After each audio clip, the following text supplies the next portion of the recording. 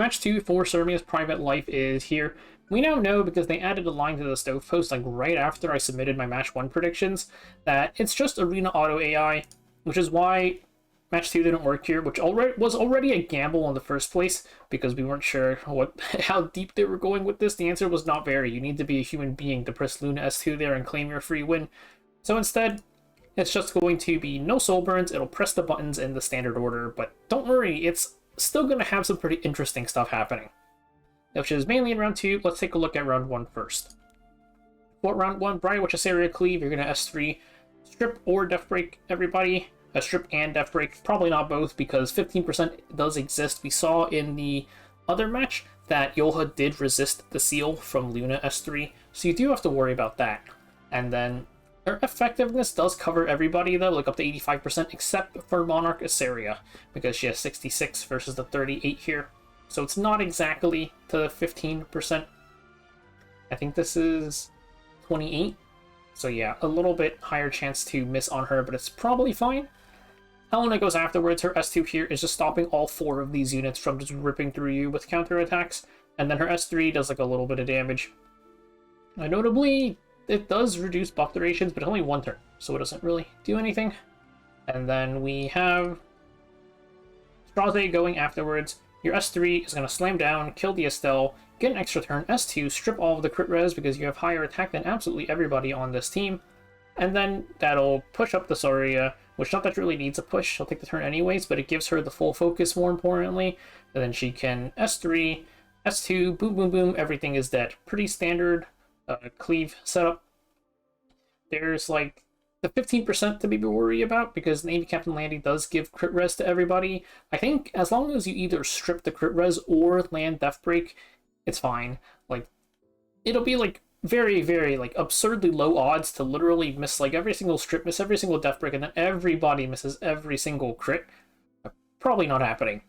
Straze S3 does need to kill Estelle, but even in like the scenario where like you miss like so many debuffs and you miss so many crits, odds are somebody got stripped, Death Broken, so Straze S3 should kill like at least somebody with just the raw like AoE damage, non-pen damage at least. Again, like these builds are not fantastic, but it's whatever. And then pretty much as long as like Sorry gets to go, I think you're probably good.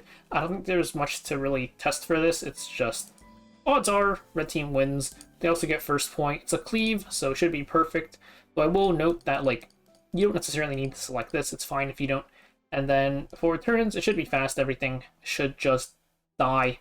I think even if like you miss a bunch of debuffs and stuff, and like one unit somehow manages to live, you should be able to kill them, because all of this stuff here happens in like 5 turns, and these units are all slow. So we're gonna go with this. I think this is the safer one to all in, and you should probably all in this one. Round 2 has some really funny stuff going on.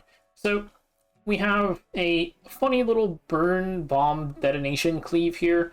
Knockwall as the opener. S3 maybe resets people. It'll proc the 8 Highwind. Laya, known Knockwall counter, so we're gonna have to see how this kind of deals with Laya.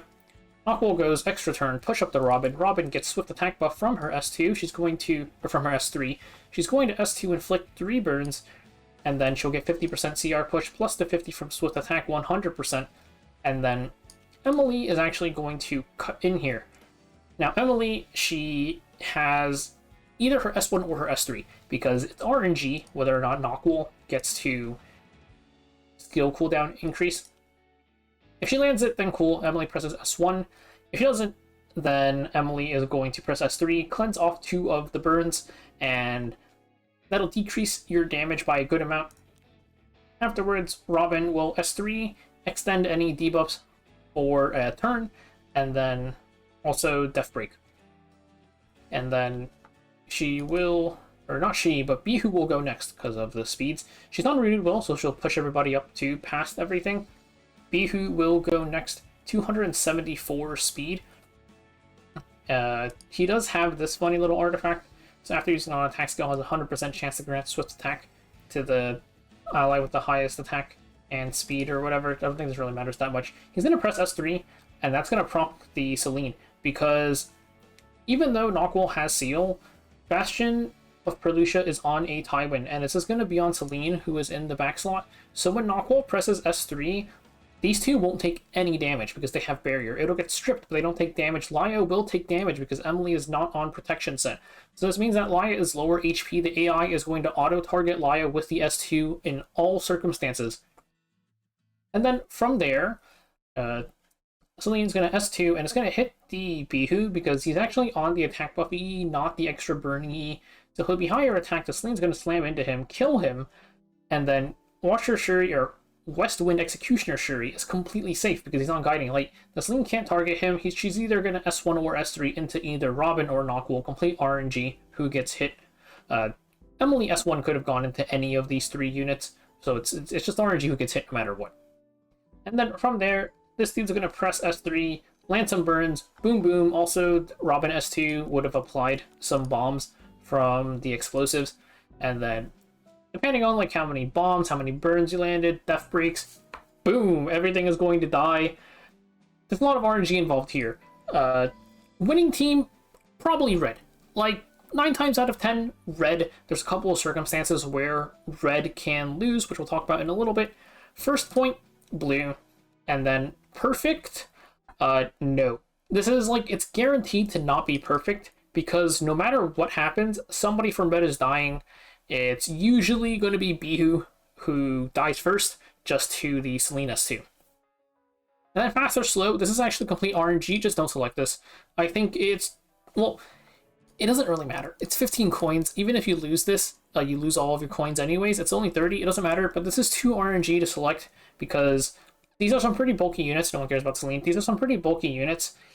If you miss too many debuffs or like Death Break or whatever, Emily has S3, that sort of thing, somebody might live, and these are pretty low damage units after they blow their initial load. The only unit with like a semblance of damage is really Bihu, but he's dead already. So it'll take a really long time to whittle down whoever is left.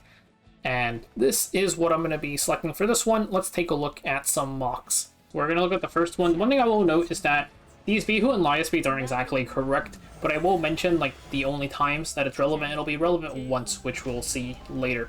So Knockwall does her thing. Emily pushes up, but then Robin also pushes up because you get the extra turn. Laya's lower HP because of the barrier on the Celine, so Laya gets sealed.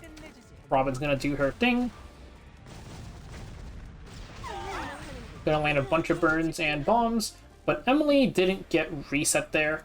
So we're going to press Emily S3 eventually, and it's going to cleanse off whatever, like, burns, two debuffs. So generally it's going to be 2 burns. Emily took her turn though, so the burns wore off.